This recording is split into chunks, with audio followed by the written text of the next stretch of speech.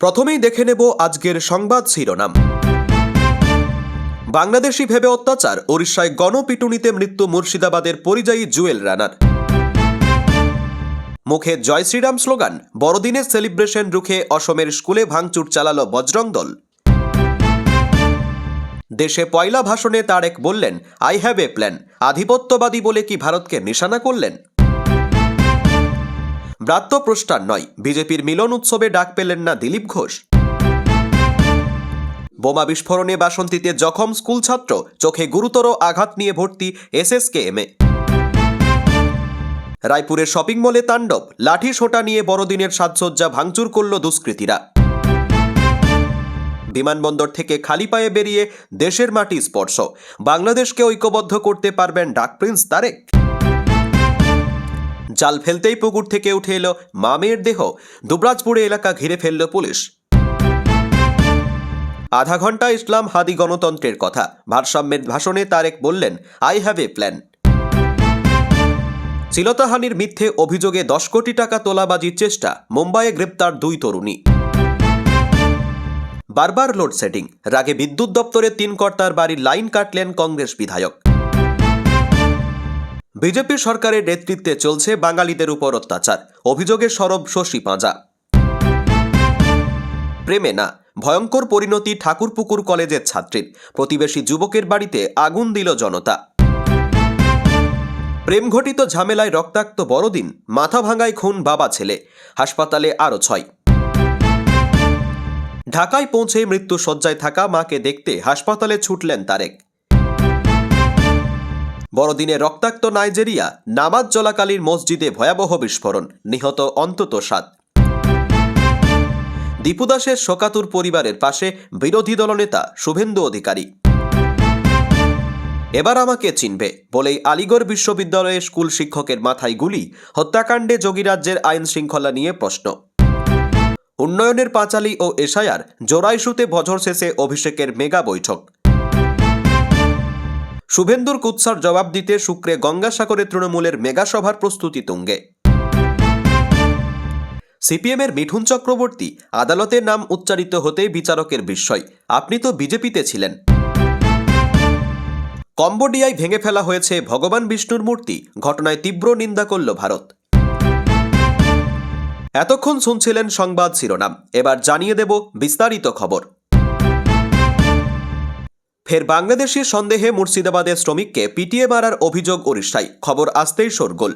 ওড়িশায় কাজ করতে গিয়ে ফের আক্রান্ত বাংলা শ্রমিক, বাংলাদেশি সন্দেহে মুর্শিদাবাদের এক পরিযায়ী শ্রমিককে পিটিয়ে খুনের অভিযোগ উঠল। মর্মান্তিক ঘটনাটি ঘটেছে সম্বলপুর জেলায়। মৃত যুবকের নাম জুয়েল শেখ, তার বাড়ি মুর্শিদাবাদের সুতি থানার চকবাহাদুরপুর এলাকায়। পরিবার সূত্রে জানা গেছে, কাজের সন্ধানে কয়েকদিন আগে ওড়িশার সম্বলপুরে গিয়েছিলেন জুয়েল।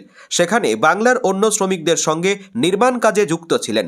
অভিযোগ, স্থানীয় কয়েকজন দুষ্কৃতী বাংলাদেশি সন্দেহে তাদের ঘরে ঢুকে বেধড়ক মারধর করে। নির্মম মারধরের জেরেই গুরুতর আহত হন জুয়েল শেখ, পরে তার মৃত্যু হয়। শুধু জুয়েলই নন, তার সঙ্গে থাকা আরও কয়েকজন শ্রমিককেও মারধর করা হয়েছে বলে অভিযোগ উঠেছে। ঘটনার খবর ছড়িয়ে পড়তে মৃত যুবকের গ্রামে নেমে এসেছে শোকের ছায়া। পরিবারের একমাত্র সন্তানের এমন অকাল মৃত্যুতে কান্নায় ভেঙে পড়েছেন বাবা মা ও আত্মীয় স্বজনেরা। দোষীদের দৃষ্টান্তমূলক শাস্তির দাবি করেছে পরিবার। পরিযায়ী শ্রমিক হিসেবে কাজ করতে গিয়ে এমন ঘটনার পুনরাবৃত্তি যেন আর না ঘটে, সেই দাবিও তুলেছেন তারা। ঘটনা সামনে আসার পর এলাকার সাধারণ মানুষের মধ্যেও তীব্র ক্ষোভ দেখা দিয়েছে। ভিন রাজ্যে কাজ করতে যাওয়া বাংলা শ্রমিকদের নিরাপত্তা নিয়ে নতুন করে প্রশ্ন উঠেছে। প্রশাসনের তরফে এখনও পর্যন্ত কী ব্যবস্থা নেওয়া হয়েছে তা নিয়ে স্পষ্ট কোনো তথ্য মেলেনি। আধ ঘন্টা ইসলাম হাদি গণতন্ত্রের কথা, ভারসাম্যের ভাষণে তারেক বললেন, আই হ্যাভ এ প্ল্যান। দেশের চূড়ান্ত কঠিন সময়ে 17 বছরের নির্বাসিত জীবন কাটিয়ে দেশে ফিরেছেন বাংলাদেশের প্রাক্তন প্রধানমন্ত্রী খালেদা জিয়ার পুত্র তারেক রহমান। আর দেশে ফিরে প্রথম ভাষণেই ভারসাম্য বজায় রাখলেন তিনি। বৃহস্পতিবার বিকেলে ঢাকার পূর্বাঞ্চলের 36 জুলাই এক্সপ্রেসওয়ের অনুষ্ঠানস্থলে আধা ঘন্টার ভাষণে তারেক রহমান একাধারে ওসমান হাদি, ইসলাম ধর্ম ও গণতান্ত্রিক বাংলাদেশ গড়ে তোলার কথা বললেন। বারবার জোর দিলেন নিরাপদ গণতান্ত্রিক পথে দেশ গঠনের পক্ষে। এই মুহূর্তে বাংলাদেশে সংখ্যালঘু নির্যাতনের পরিস্থিতি সম্পর্কে অবহিত তারেক বললেন, আমরা যে ধর্ম, শ্রেণী বা রাজনৈতিক দলের মানুষ হই না কেন, সকলের নিরাপত্তা নিশ্চিত করতে হবে, শান্তি শৃঙ্খলা ধরে রাখতে হবে, বিশৃঙ্খলা পরিত্যাগ করতে হবে।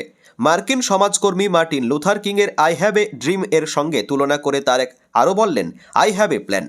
বৃহস্পতিবার সকালে লন্ডন থেকে স্বদেশের মাটিতে পা রাখা মাত্রই দলীয় সমর্থকদের ঘেরাটোপে বন্দী হয়ে যান তারেক রহমান।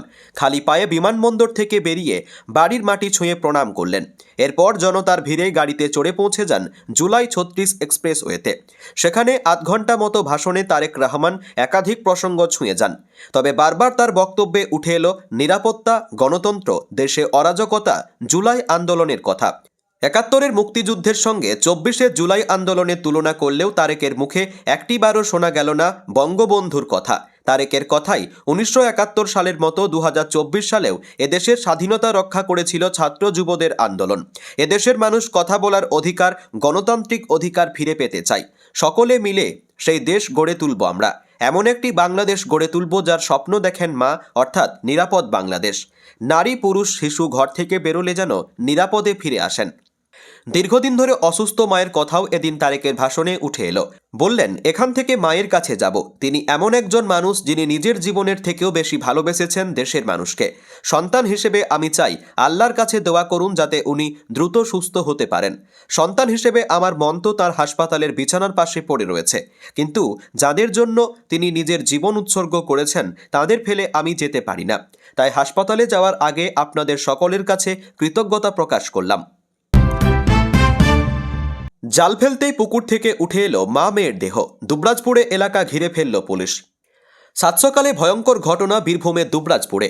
পুকুর থেকে উদ্ধার মা ও মেয়ের নিথর দেহ। ঘটনাকে কেন্দ্র করে ব্যাপক চাঞ্চল্য দুবরাজপুর পৌরসভার ৬ নম্বর ওয়ার্ডের কুলপাড়াতে। এই এলাকাতেই রয়েছে মোরল পুকুর। সেখান থেকেই উদ্ধার হয়েছে মালা হাজরা ও তার মেয়ে বৃষ্টি হাজরার দেহ। স্থানীয় সূত্রে খবর, গত দুদিন ধরে তাদের কোনো খোঁজ পাওয়া যাচ্ছিল না। এলাকার অন্যত্র খোঁজ চালায় পরিবারের সদস্যরা, কিন্তু কোথাও দেখা মেলেনি। তাতে পরিবারের পাশাপাশি এলাকাবাসীর মধ্যেও উদ্বেগ বাড়ে। এদিন সকালে স্থানীয় বাসিন্দারাই প্রথমে মোরল পুকুরে মালা হাজরার দেহ ভাসতে দেখেন। খবর ছড়িয়ে পড়তেই জমে যায় ভিড়। তখন শুরু হয় মেয়ের খোঁজ, কিন্তু কোথাও মেয়ের খোঁজ না মেলায় স্থানীয় বাসিন্দারাই পুকুরে নেমে তল্লাশি শুরু করে দেন। ফেলা হয় জাল। তারপরই সেখান থেকে তার মেয়ে বৃষ্টিরও দেহ উদ্ধার হয়। চাঞ্চল্যকর পরিস্থিতির মধ্যে খবর চলে যায় দুবরাজপুর থানার পুলিশের কাছেও। দ্রুত পুলিশের বড় টিম এলাকায় চলে যায়। গোটা এলাকা ঘিরে ফেলে তদন্ত শুরু হয়। কিন্তু কিভাবে এ ঘটনা ঘটল তা নিয়ে তৈরি হয়েছে চাপানোত্তর। কোনোভাবে তারা পুকুরে পড়ে গিয়েছিলেন নাকি অন্য কোনো ঘটনা, তা নিয়ে তৈরি হয়েছে চাপানোত্তর।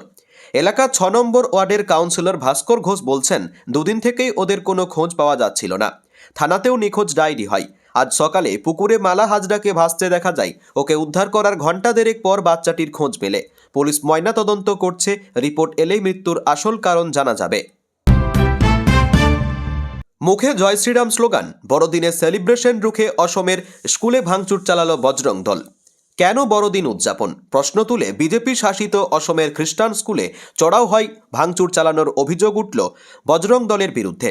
শুধু তাই নয়, হামলা চালানোর সময় হামলাকারীদের জয় শ্রীরাম এবং জয় হিন্দু রাষ্ট্র স্লোগান দিতেও শোনা গিয়েছে বলে অভিযোগ। অসমের নলবাড়ি জেলায় ঘটনাটি ঘটেছে। পানিগাঁওয়ের সেন্ট মেরি স্কুলে হামলা চালানোর অভিযোগ উঠেছে বজরং দলের বিরুদ্ধে। শুধু তাই নয়, স্কুলের অদূরে একটি দোকানেও হামলা চালানো হয়েছে বলে অভিযোগ। ওই দোকানে বড়দিন উদযাপনের জিনিসপত্র বিক্রি করছিলেন দোকানদার। জেলা পুলিশ সুপার বিবেকানন্দ দাস জানান, পুলিশ হামলার অভিযোগ পেয়েছে।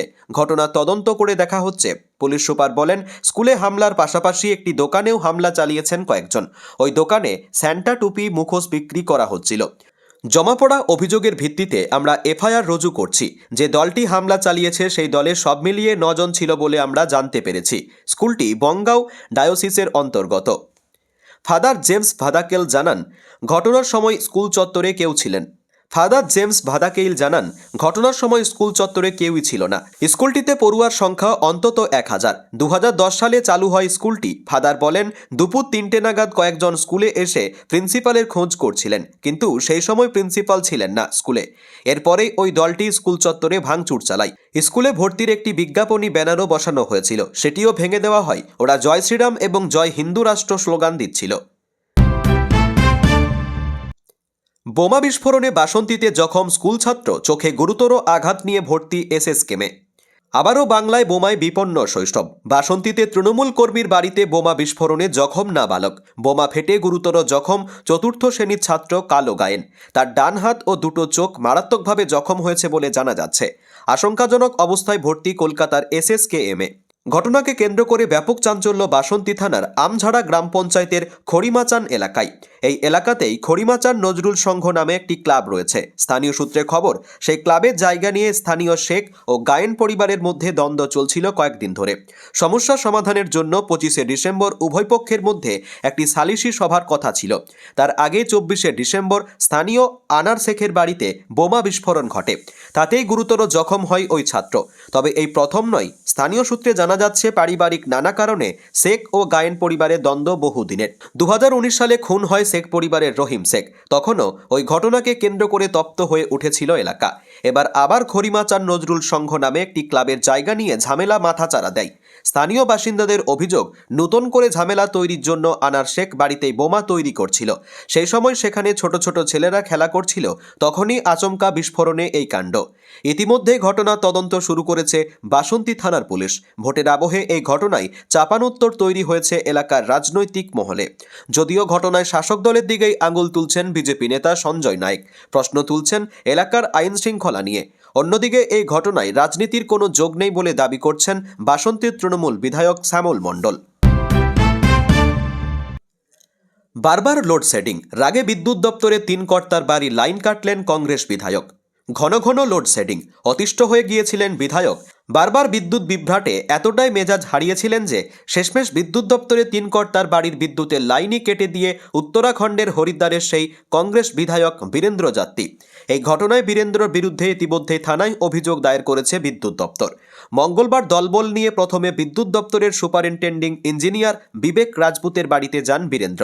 সঙ্গে করে নিয়ে যান একটি মই আর তার কাটা যন্ত্র। এরপর নিজেই মই বেয়ে বিদ্যুতের খুঁটিতে উঠে বিবেকের বাড়ির লাইন কেটে দেন বলে অভিযোগ। এরপর একে একে চিফ ইঞ্জিনিয়ার অনুপম সিং এবং এক্সিকিউটিভ ইঞ্জিনিয়ার বিনোদ পাণ্ডের বাড়ির বিদ্যুতের লাইনও একইভাবে কেটে দেন বীরেন্দ্র। বিধায়কের অভিযোগ, দিনে 5 থেকে 8 ঘন্টা বিদ্যুৎ থাকে না।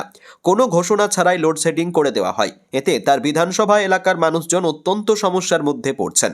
বীরেন্দ্রর আরও অভিযোগ, 10 দিন ধরে লাগাতার বিদ্যুৎ দপ্তরকে জানিয়েও কোনো কাজ হয়নি। বিধায়কের কথায় 1 ঘন্টা লোডশেডিং হলেও বিদ্যুৎ কর্তাদের মধ্যে হাহাকার পড়ে যায়। সেখানে আমজনতাকে ঘন্টার পর ঘন্টা এই পরিস্থিতির মুখে পড়তে হচ্ছে। পাল্টা বিদ্যুৎ দপ্তরের বক্তব্য, বিধায়ক আইন নিজের হাতে তুলে নিয়েছেন। ঠিকমতো শাটডাউন না করে বিদ্যুতের তার কেটেছেন তিনি। এতে বড়সড় বিপদ হতে পারত। প্রেমে না, ভয়ঙ্কর পরিণতি ঠাকুরপুকুর কলেজের ছাত্রীর। প্রতিবেশী যুবকের বাড়িতে আগুন দিল জনতা।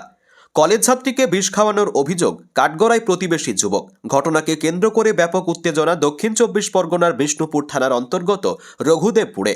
অভিযুক্তের বাড়িতে ব্যাপক ভাঙচুর চালায় উত্তেজিত জনতা। ধরিয়ে দেওয়া হয় আগুন। একই সঙ্গে আবার পুলিশের বিরুদ্ধে অসহযোগিতার অভিযোগ তুলে ক্ষোভে ফেটে পড়েছেন এলাকার লোকজন। আশঙ্কাজনক অবস্থায় চন্দ্রানী নস্কর নামে ওই কলেজ ছাত্রীকে উদ্ধার করে বাঙ্গুর হাসপাতালে নিয়ে যাওয়া হলেও শেষ রক্ষা হয়নি। বিগত কয়েকদিন সেখানে মৃত্যুর সঙ্গে পাঞ্জা লড়েও শেষ পর্যন্ত জীবনটা চলে গেল ঠাকুরপুকুর বিবেকানন্দ কলেজের 2য় বর্ষের ওই ছাত্রীর। যদিও ঘটনার সূত্রপাত 1 মাস আগে। ছাত্রীর পরিবারের সদস্য থেকে শুরু করে এলাকার লোকজনের অভিযোগ, দীর্ঘদিন থেকে ওই কলেজ ছাত্রীকে প্রেমের প্রস্তাব দিতেন বিশাল নস্কর নামে ওই যুবক। কিন্তু ওই তরুণী কোনোভাবেই তাতে রাজি ছিলেন না। তাতেই রেগে লাল হয়ে যায় বিশাল। প্রায়শই রাস্তা আটকে উত্ত্যক্ত করত। এরই মধ্যে গত 25শে নভেম্বর ঘটে যায় ভয়ঙ্কর ঘটনা। ওই দিন রাস্তা আটকে জোর করে পানীয়ের সঙ্গে কীটনাশক খাইয়ে দেওয়া হয় বলে অভিযোগ। তরুণী বাড়ি ফিরে মাকে সবটা জানালে দ্রুত তাকে হাসপাতালে ভর্তি করা হয়। তারপর থেকে চলছিল চিকিৎসা, কিন্তু শেষ পর্যন্ত মৃত্যুর কোলে ঢলে পড়লেন তিনি। এদিকে মৃত্যুর খবর চাউর হতে এলাকায় নতুন করে উত্তেজনা ছড়িয়ে পড়ে। এলাকার লোকজন ভাঙচুর চালায় অভিযুক্তের বাড়িতে। ধরিয়ে দেওয়া হয় আগুন। এ ঘটনায় 2 জনকে আটক করেছে পুলিশ। অন্যদিকে ঘটনায় মূল অভিযুক্ত বিশাল ও তার পরিবারের সদস্যরা পলাতক। তাদের খোঁজে তল্লাশি চালাচ্ছে পুলিশ। মৃতার মা নন্দরানী নস্কর বলছেন, আমার মেয়েটা সেদিন কম্পিউটার ক্লাসে গিয়েছিল। ফেরার পথেই ওই ঘটনা ঘটে। বিশালই কোল্ড ড্রিঙ্কসের সঙ্গে ওকে বিষ খাইয়ে দিয়েছিল। ওই ছেলেটা আমার মেয়ের পিছনে অনেক দিন থেকে লেগেছিল। শেষ পর্যন্ত ও সর্বনাশ করে দিল। প্রেমঘটিত ঝামেলায় রক্তাক্ত বড়দিন, মাথা ভাঙায় খুন বাবা ছেলে, হাসপাতালে আরও 6। প্রেমঘটিত ঝামেলার জেরে রক্তাক্ত বড়দিনের সকাল। কোচবিহারের মাথা ভাঙায় সংঘর্ষের জেরে মৃত্যু 2 জনের, আহত 6। আহতদের মধ্যে আবার 2 জনের অবস্থা আশঙ্কাজনক বলে জানা যাচ্ছে। ঘটনাকে কেন্দ্র করে ব্যাপক উত্তেজনা মাথাভাঙার হাজারাহাট এলাকায়। মৃত্যু হয়েছে যাদব সরকার ও তার বাবা মানব সরকারের। অভিযোগ, এদিন সকালে দলবল নিয়ে সরকার পরিবারের উপর চড়াও হয় সিকদার পরিবারের লোকজন। আক্রমণ করা হয় ধারালো অস্ত্র নিয়ে, সঙ্গে চলে বেধড়ক মারধর। আহতদের নিয়ে প্রথমে মাথাভাঙ্গা হাসপাতালে নিয়ে যাওয়া হলে সেখানে 2 জনকে মৃত বলে ঘোষণা করে চিকিৎসকেরা। বাকি 6 জনকে কোচবিহার মেডিকেল কলেজে পাঠানো হয়েছে। তার মধ্যে 2 জনের অবস্থা গুরুতর বলে জানা যাচ্ছে। ঘটনার পর থেকেই এলাকায় তীব্র আতঙ্কের পরিবেশ। ইতিমধ্যেই ঘটনার তদন্ত শুরু করেছে মাথাভাঙ্গা থানার পুলিশ। মৃতের জেঠু বিজয় সরকারের দাবি, এলাকার বাসিন্দা ফালান সিকদারের মেয়ের সঙ্গে তার ভাইপো যাদব সরকারের প্রেমের সম্পর্ক ছিল। এরই মধ্যে বুধবার মেয়েকে নিয়ে চলে আসে তার ভাইপো। তা থেকে অশান্তির সূত্রপাত। তিনি বলছেন, মেয়েটা বুধবার বিকেলে বাড়িতে ফিরেও যায়, তখন ওর বাড়ির লোকজন ওকে মারধরও করে। এর মধ্যে সকালে ওদের বাড়ির লোকজন আমাদের বাড়িতে ফোন করে, ওরা যেতেই রাস্তাতেই আক্রমণ করে। পরিবারের আরেক সদস্য অর্জুন বলছেন, ওরা দলে প্রায় 15 থেকে 20 জন ছিল। আমরা যেতেই প্রথমে কথা কাটাকাটি হয়, উত্তেজনা তৈরি হলে ওরা চড়াও হয়, তারপর বেধড়ক মারধর শুরু করে।